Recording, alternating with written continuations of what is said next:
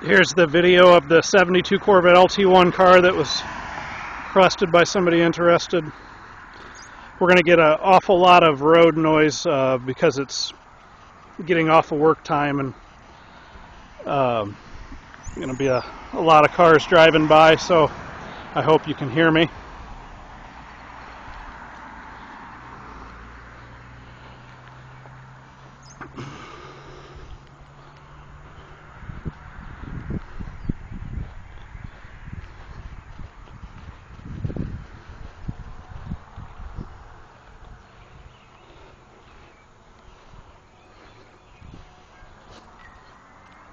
I just drove it from the shop home here to save time to take a video here at my house, since my wife is the one that knows how to put these camera videos onto the internet.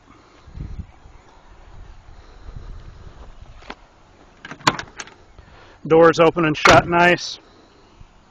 It's got side pipes. Fuel gauge has worked since I've had it.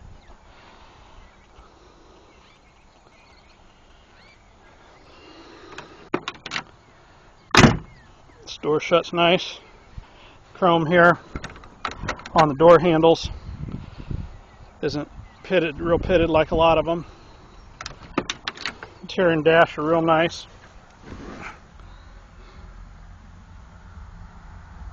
Got Corvette floor mats.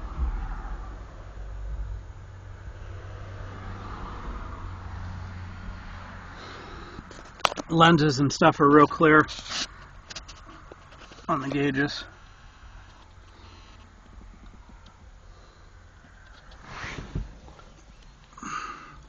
The T-tops are nice. A lot of these start to warp really bad and separate from the fiberglass part. They're pretty good.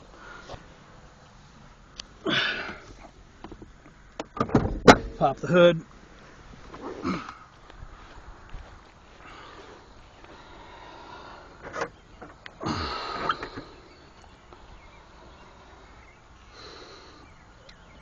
The checkered flag GM valve covers could be put back on here, but it does have the Chevrolet bow tie covers on it.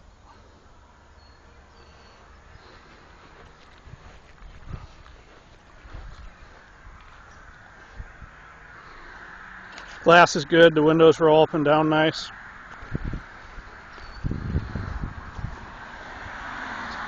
Solid car.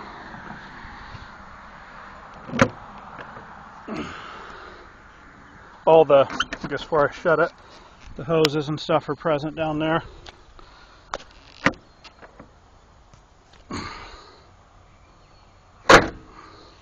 Hood opens and closes nicely like it should. This car has a tank sticker and build sheet I was given when I bought it. The VIN stamping is in the tranny and the block, which match the VIN plate and the VIN on the title.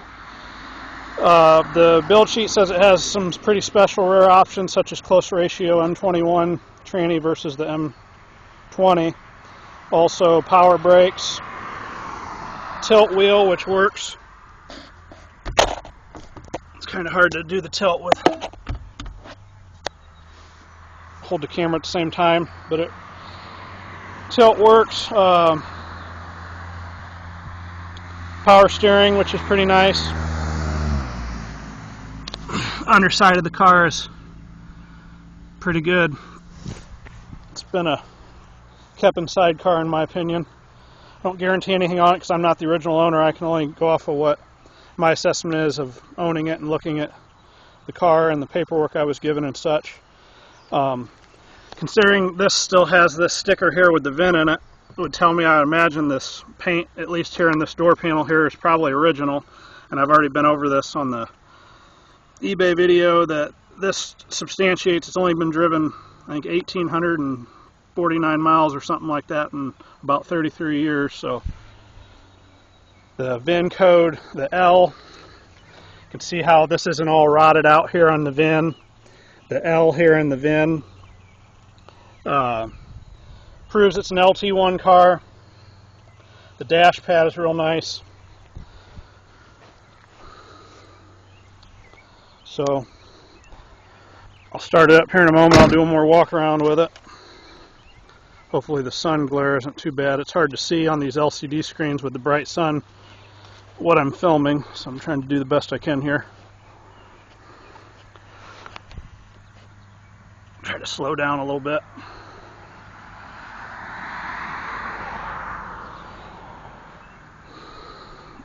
As I've shown, the Hagerty value on these cars, depending on condition, goes all the way up with these options to $72,700. This was the last year for the LT1. It's a very special engine. The engines alone go for around $15,000. It was only offered by GM for 2 years, from 70 to 72.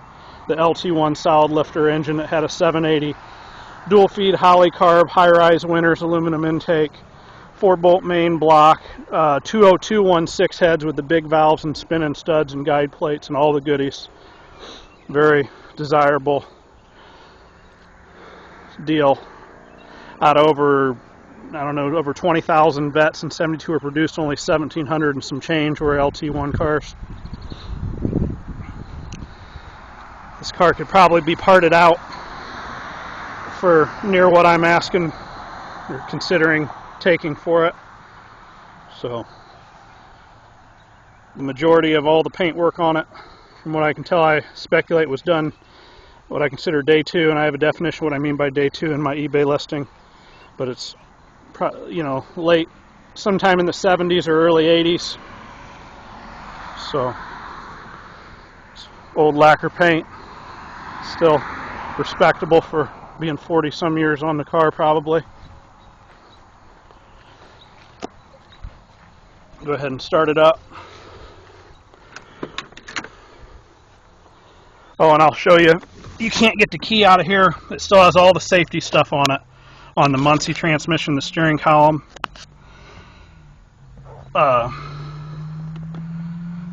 get the key out, you have to actually put the Muncie in reverse, and you hear the column unlock, and then the key will come out. Fasten seatbelt light comes on. You got to push the clutch in too to start it. That safety feature is still intact. Wait for this car to go by. So push the clutch in, no pumps. Pull it down, and I guess I already had it in neutral.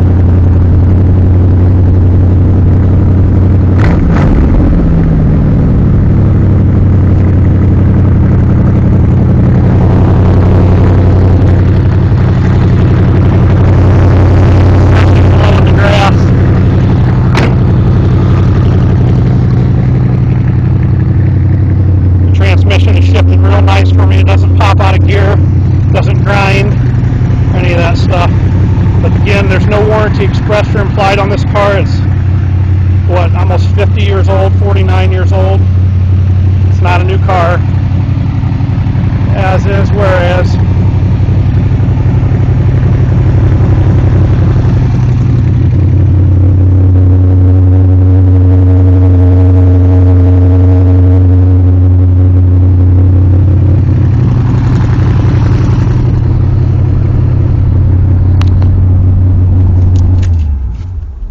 shuts off nicely also, and I believe, I'm not exactly sure, but I suspect this is the original radio that matches the door panels. So the last one AM/FM radio I had out of a Camaro that was old like this, I got $700 for it, and I think this has the Harrison radiator in it still, which is probably the original radiator, which is worth a lot of money too. So there's a lot of parts on this car that Corvette guys would buy if it was parted out, but there's no reason to part out a car that has this much potential, in my opinion, but that's always an option.